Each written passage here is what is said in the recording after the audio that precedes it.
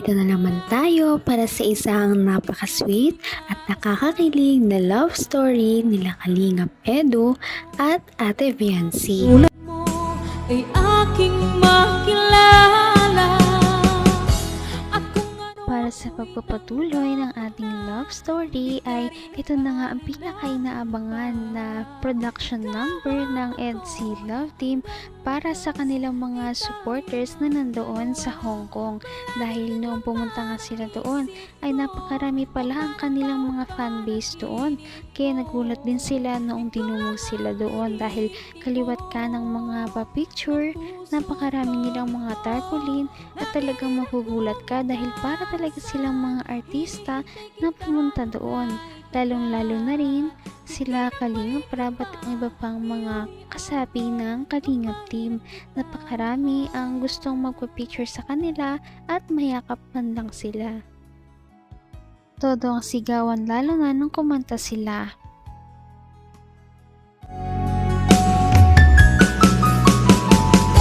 Ang nais ko lang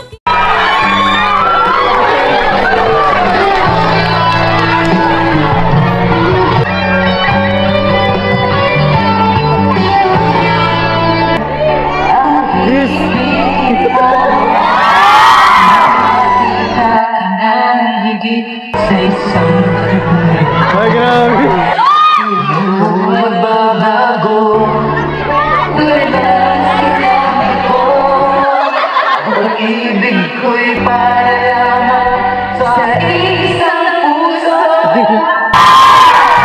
Hindi lamang sa sarili mo. Ganyan mo pagkat ako'y tapat sa pag-ibig. Sabihin mo ako'y iyong mahal.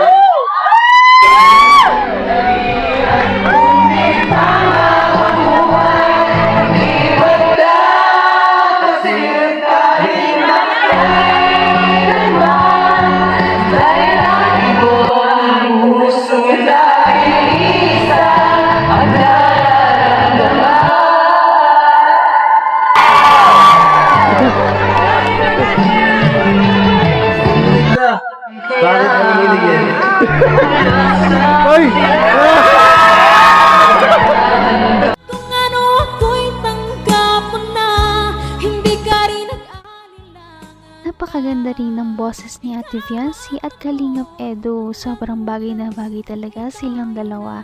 At dahil dito, nakising along ang kanilang mga fans na talaga namang nagpa-trending sa kanila at mas lalo pa nga silang sumikat dahil sa kanilang video na ito. Ay! Ang wakas ay di ka mapapabayaan. Ganyan ang ulit ko. Kailangan mo naman ako.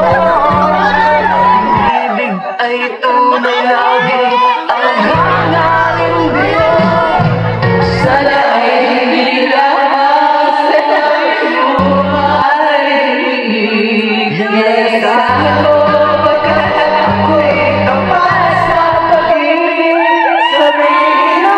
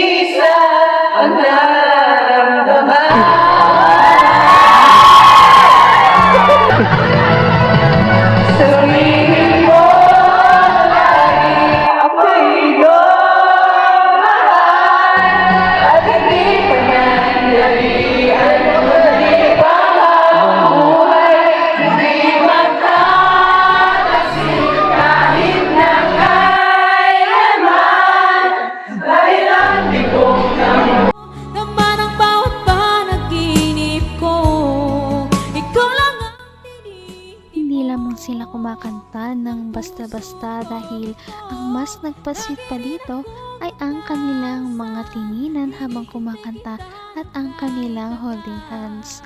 Parang sila na talagang dalawa at hindi natin alam kung ano ba talaga ang kanilang relationship sa isa't isa.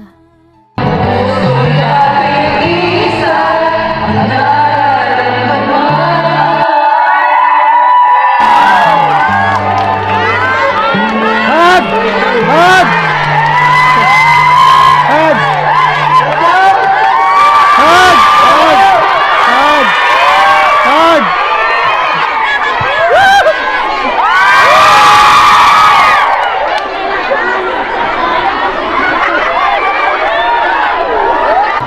Ay, grabe! Ay, grabe! Ito pa!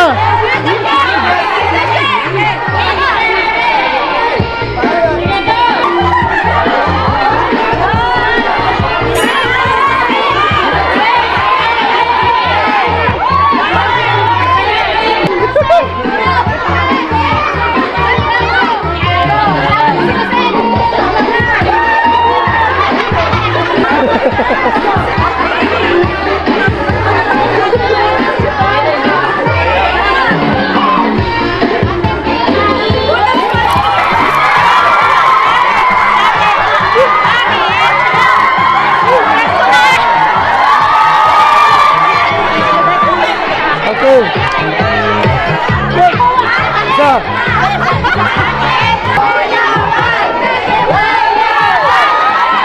Hanggang wakas ay tayo ng dalawa.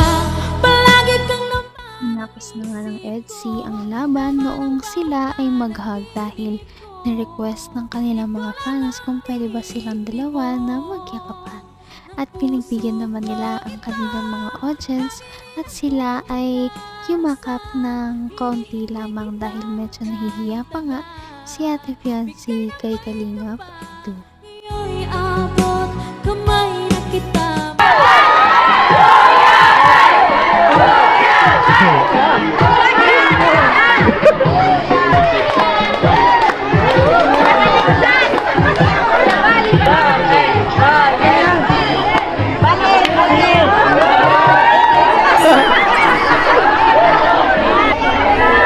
January 16, tama no? Birthday yun po ni Kalingap Maritida. Tama mga natin! Yan. So dito ka. Hindi ka rito.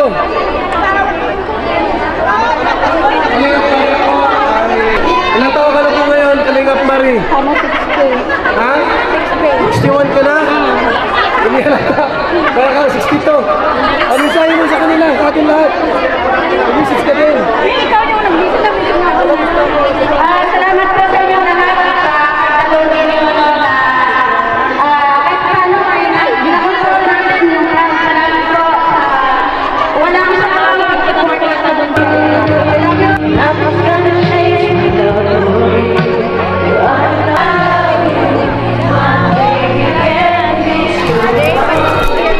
Thank you so much po.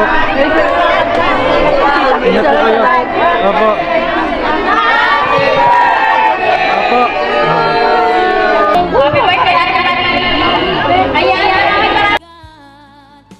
At syempre, hindi matatapos ang lahat hanggat hindi nagpapaunlak ng isang salita ang ama ng Kalingap na si Kalingap Val Santos Matubang na siyang naging founder talaga at kung wala siya, wala din ang ating EDSI Love Team na minamahal sa ngayon. Kaya naman sana sila inyong suportahan lahat. Napaka-sweet talaga nila at napakabait ng tambalang ito kaya maraming sumusuporta. Kaya naman, sana ipatuloy natin silang suportahan at mahalin si Fiancé, si Kalingap Edu at ang Kalingap Team. Yun lamang at maraming salamat sa panonood. Abangan natin kung magkakatuluyan ba talaga si Kalingap Edu at Fiancé. Hanggang sa muli. Bye! Ngayon'y abot